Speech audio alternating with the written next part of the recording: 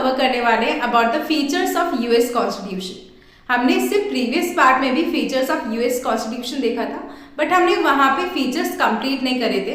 सो आज हम उन फीचर्स को कंप्लीट करने वाले हैं। सो इन केस अगर आपने प्रीवियस पार्ट नहीं देखा है तो पहले जाइए वो पार्ट देख के आइए, बिकॉज अगर आपने वो फीचर्स छोड़ दिए तो इन फीचर्स से आपका पूरा आंसर कंप्लीट नहीं हो पाएगा। सो आपको दोनों पार्ट्स के जितने भी फीचर्स है वो आंसर्स में इंक्लूड करना है in your exams. Okay, so before proceeding further मुझे आपसे कुछ इंपॉर्टेंट बात शेयर करनी थी कि अगर इन केस किसी को भी ऑनलाइन क्लासेस लेनी हो, चाहे वो कंपैरेटिव पॉलिटिक्स एंड गवर्नमेंट के पेपर के लिए हो, चाहे वो इंटरनेशनल रिलेशंस के लिए हो, चाहे वो क्लास 6 to 10 के सभी सब्जेक्ट्स के लिए हो या 11-12 में आर्ट सब्जेक्ट्स के लिए हो, तो आप मुझे डीएम कर सकते हो on my Instagram ID that is @IU3119। ये मैंने वैसे नीचे डिस्क्रिप्शन बॉक्स में भी मेंशन कर रखी है, so you can DM me on my Insta handle for further details. Okay, so without wasting any more time, let's get into that. So if you remember, हमने previous part में 5 features देखे थे and what were they? So हम एक बार थोड़ा सा revise कर लेते हैं so that ये चीज आपको अच्छे से क्लियर हो। So हमने वहां पे 5 फीचर्स क्या देखे थे। First, it is written in character कि यूएस का कॉन्स्टिट्यूशन रिटन है, ठीक है। उसके बाद हमने देखा था supremacy of the constitution, then हमने देखा था रिजिडिटी, फेडरल कैरेक्टर, उसके अलावा हमने देखा था सेपरेशन ऑफ पावर्स। तो ये 5 फीचर्स हमने कवर कर लिए थे in the part 2 of the US constitution. That means previous part में हमने ये 5 फीचर्स को कवर किया था। इससे पहले वाला जो सबसे नंबर 1 पार्ट था, पार्ट 1, वो था यूएस कॉन्स्टिट्यूशन के इंट्रोडक्शन का, मतलब कैसे कॉन्स्टिट्यूशनल डेवलपमेंट हुआ, वो चीज हमने पार्ट 1 में डिस्कस करी।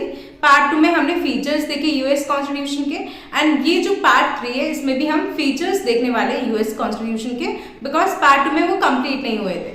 सो हमने ये 5 फीचर्स देखे थे एंड आज हम नेक्स्ट फीचर कौन सा देखने वाले, दैट इज डुअल सिटीजनशिप। अब जो यूएस कॉन्स्टिट्यूशन है या जो यूएसए है वहां पे डुअल सिटीजनशिप है। अगर मैं कंपेयर करूं इंडिया में, तो इंडिया में सिंगल सिटीजनशिप है और वहां पे डुअल सिटीजनशिप है। अब now what is that dual citizenship means?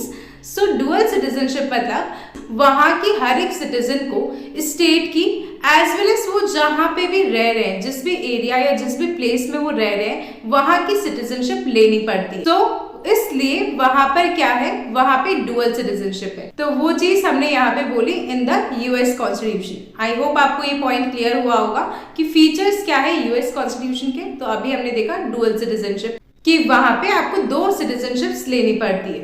Now अगर हम नेक्स्ट फीचर देखें तो that is bicameral legislature. Now what does that mean? So bicameral legislature का मतलब क्या होता है? बाय मतलब होता है 2 एंड कैमरल मतलब होता है हाउस। तो वहां पर जो लेजिस्लेचर है, दैट मीन्स जो लॉ मेकिंग बॉडी है, वहां पे उसके 2 हाउसेस है, एक है upper house and another one is lower house. So UK में जैसा है या जैसा इंडिया में है, यूएसए में भी बाइकैमरल लेजिस्लेचर है। जैसे लोअर हाउस को वहां पे क्या बोला जाता है, house of representatives, and upper house को बोला जाता है सीनेट, ठीक है। अब यहाँ पर जो अपर हाउस है यूएसए का, वो ज्यादा पावरफुल है देन दी लोअर हाउस, और वहां पे उस अपर हाउस के पास, दैट मीन्स सीनेट के पास, लेजिस्लेटिव, एग्जीक्यूटिव, जुडिशियल पावर्स है, ठीक है। तो यूएसए का जो अपर हाउस है that is senate, it is one of the most powerful upper house in the world. पूरे वर्ल्ड में अगर सबसे पावरफुल अपर हाउस कोई है तो that is senate of US, ठीक है। यूएस का जो एक अपर हाउस है जिसका नाम है सीनेट, तो वो कहीं ना कहीं पूरे वर्ल्ड में सबसे ज्यादा पावरफुल अपर हाउस है, ठीक है। तो वो चीज हमने यहाँ पर बोली। अब यहाँ इसका टेन्योर कितना है, सीनेट का जो टेन्योर है या अपर हाउस का जो टेन्योर है, तो वो कितना है, वो 6 इयर्स का है। वेयर जो लोअर हाउस है या फिर जो हाउस ऑफ रिप्रेजेंटेटिव्स है, उसका टेन्योर कितना है, 2 इयर्स का। अब टेन्योर मतलब होता है टाइम पीरियड या टर्म, कि कितने टर्म के लिए या कितने टाइम पीरियड के लिए, तो वो चीज। सो अपर हाउस का है 6 years and the lower house का है कितना, 2 इयर्स। एंड वैसे ही अपर हाउस की तो स्ट्रेंथ है 100 मेंबर्स, मतलब टोटल कितने मेंबर्स है वहां पे, तो 100 मेंबर्स है अपर हाउस की स्ट्रेंथ, एंड लोअर हाउस की स्ट्रेंथ है 435 मेंबर्स। सो वो चीज हमने यहाँ पर बोली। सो आई होप आपको ये फीचर भी क्लियर हुआ होगा। अभी तक हमने 2 फीचर्स की बात करी है यूएस कॉन्स्टिट्यूशन के, एक हुआ डुअल सिटीजनशिप एंड एक हुआ बाइकैमरल लेजिस्लेचर। और उससे पहले हमने 5 फीचर प्रीवियस पार्ट में कवर करे थे, तो वो भी क्या थे कि written in character, federal in nature, या फिर रिजिडिटी के अकॉर्डिंग अपन ने बोला था, सुप्रीमेसी ऑफ द कॉन्स्टिट्यूशन अपन ने बोला, एंड सेपरेशन ऑफ पावर के ऊपर हमने बोला। तो सो ये टोटल अभी तक अपन ने कितने फीचर्स देख ली? टोटल अभी तक अपन ने 7 फीचर्स देख ली of the US constitution. And बिल्कुल इसी तरीके से आप जो है एग्जाम में लिख सकते हो, इनकेस अगर आपका क्वेश्चन आता है about the features of the US constitution, तो आप ये पॉइंट्स जो है इंक्लूड कर सकते हो और इसी तरीके से आप अपने एग्जाम्स में आंसर्स लिख सकते हो। So our next feature is presidential form of government. तो अब यूएस में प्रेसिडेंशियल फॉर्म ऑफ गवर्नमेंट है, इंडिया में जैसे पार्लियामेंट्री फॉर्म ऑफ गवर्नमेंट है, वैसे ही यूएस के अंदर प्रेसिडेंशियल फॉर्म ऑफ गवर्नमेंट है। सो जो कॉन्स्टिट्यूशन है यूएसए का, वो ये बोलता है कि यूएस के अंदर किस टाइप की गवर्नमेंट है। सो यूएस के अंदर प्रेसिडेंशियल टाइप की गवर्नमेंट है, मतलब प्रेसिडेंशियल फॉर्म ऑफ गवर्नमेंट है, और वहां की जितनी भी एग्जीक्यूटिव पावर्स है वो सब किसके हाथों में है? वो सब प्रेसिडेंट के हाथों में, ठीक है। नाउ अगर हम देखें, जैसे पार्लियामेंट्री फॉर्म ऑफ गवर्नमेंट में होता है कि एग्जीक्यूटिव लेजिस्लेचर को रिस्पॉन्सिबल होता है, आंसरेबल होता है या फिर अकाउंटेबल होता है, वैसा प्रेसिडेंशियल फॉर्म ऑफ गवर्नमेंट में कुछ भी नहीं होता।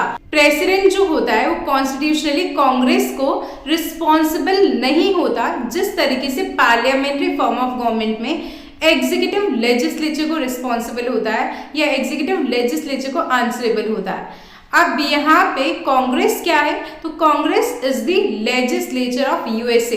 तो वहां की जो एग्जीक्यूटिव है, दैट इज जो प्रेसिडेंट है, वो कांग्रेस को, दैट मीन्स लेजिस्लेचर को रिस्पॉन्सिबल नहीं होते हैं। इवन वहां के जो प्रेसिडेंट है या वहां की जो एग्जीक्यूटिव है, वो उसके कांग्रेस के सेशंस अटेंड नहीं करते हैं। कांग्रेस मतलब फिर से लेजिस्लेचर के सेशंस अटेंड नहीं करते हैं, ना ही किसी लेजिस्लेशन को डायरेक्टली इनिशिएट करते हैं, डायरेक्टली स्टार्ट करते हैं, ना ही वो लेजिस्लेचर के क्वेश्चंस का आंसर्स देते हैं। दैट मीन्स वो लेजिस्लेचर को आंसरेबल भी नहीं होते हैं। एंड इसके अलावा जो लेजिस्लेचर है, दैट मीन्स जो कांग्रेस है यूएस की, वो उसको रिमूव नहीं कर सकती है during the term of his office.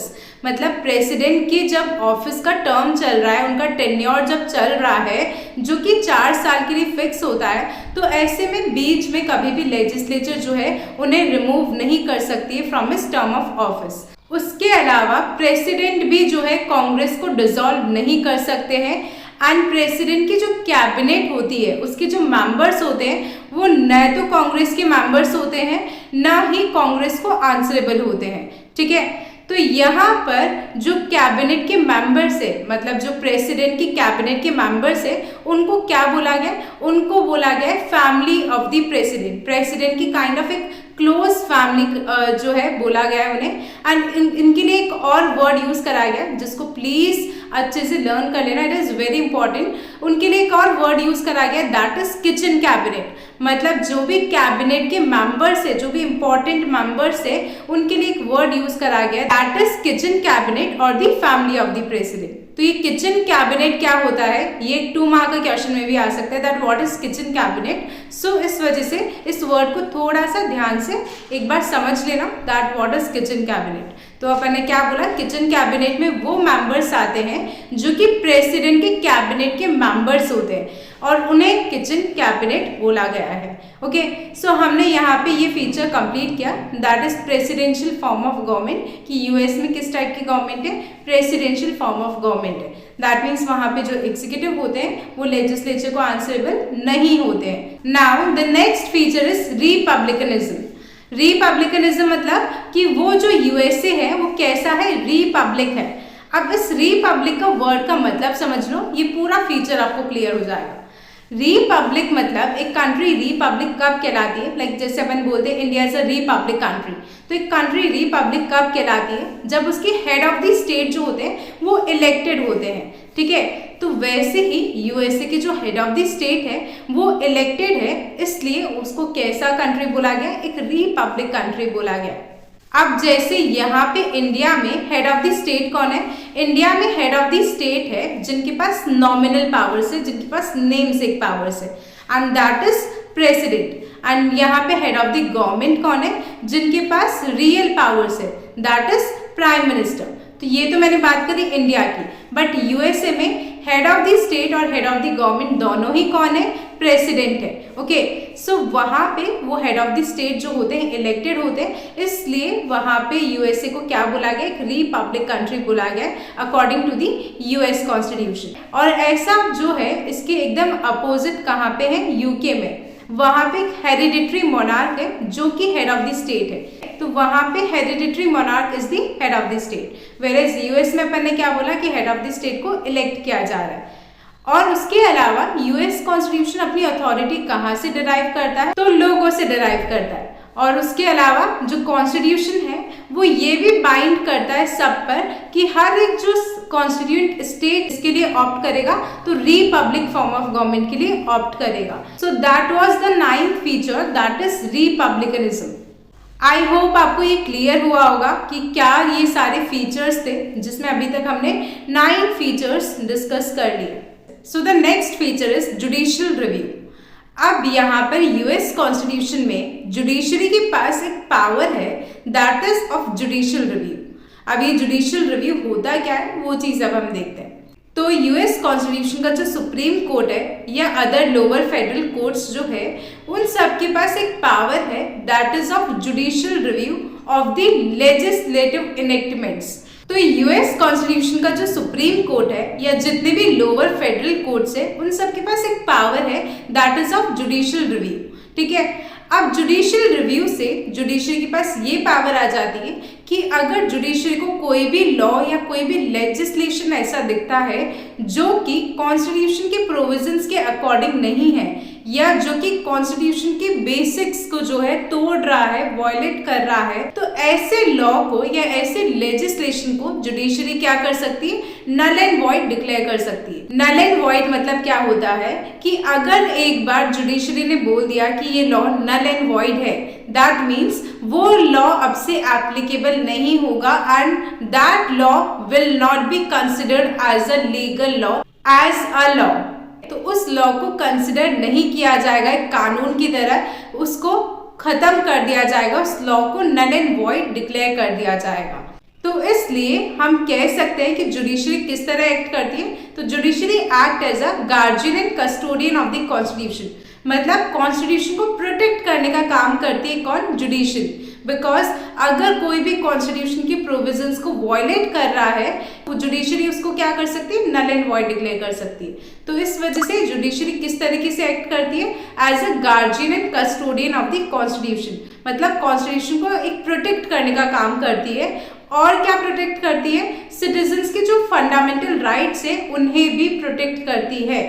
तो यहाँ पर जुडिशरी को इतना इंपॉर्टेंट बताया गया कि क्रिटिक्स भी क्या कहते हैं कि जो सुप्रीम कोर्ट है वो यूएस कॉन्स्टिट्यूशन का एक थर्ड चैम्बर की तरह है। और यहाँ पर जो जुडिशियल रिव्यू पावर है जुडिशरी के पास वो किस तरह है? एक जुडिशियल वीटो की तरह है। जैसे वीटो पावर इंपॉर्टेंट होती है वैसे ही जुडिशरी की जो ये जुडिशियल रिव्यू पावर है वो एक जुडिशियल वीटो की तरह है। तो ये चीज यहाँ पर क्रिटिक्स के द्वारा बोली गई है। तो यहाँ पर हमारे features of the US constitution complete होते हैं। हमने कुछ 10 फीचर्स देखे एंड उसकी कुछ डिटेल में हमने बात करी।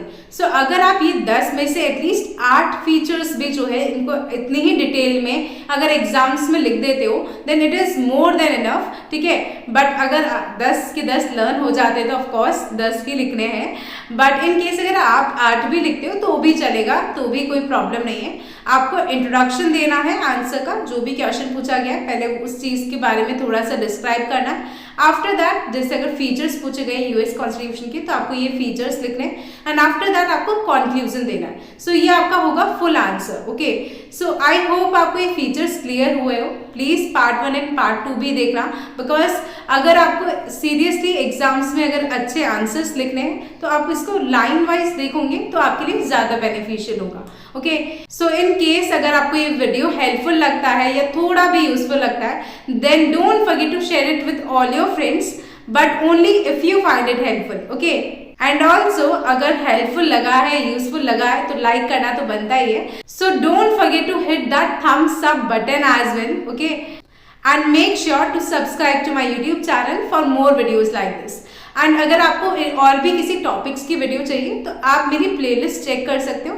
मैंने प्लेलिस्ट की लिंक डिस्क्रिप्शन बॉक्स में दे रखी है। सो एक बार आप जाके मेरी प्लेलिस्ट चेक कर सकते हो इन केस आपको वहां पे किसी और टॉपिक्स की वीडियो मिल जाए। And also do let me know all your valuable feedbacks कि आपको ये वीडियोस हेल्पफुल लग भी रही है या नहीं लग रही है, या फिर मुझे कुछ चेंज करना चाहिए, या फिर मुझे किसी चीज को कंटिन्यू रखना चाहिए, या मैं किस टॉपिक पे नेक्स्ट वीडियो लेके आऊँ। So do let me know all your feedbacks, because जब आपके फीडबैक्स आते हैं तभी मुझे पता चलता है कि मेरे को क्या चीज कंटिन्यू रखनी चाहिए या कहाँ पे इम्प्रूव करना चाहिए या किस टॉपिक पे वीडियो बनानी चाहिए। And if you have any queries or any doubts regarding anything, then you can always ask me in the comment section and I'll try to reply all your comments. So yeah, bye bye, take care.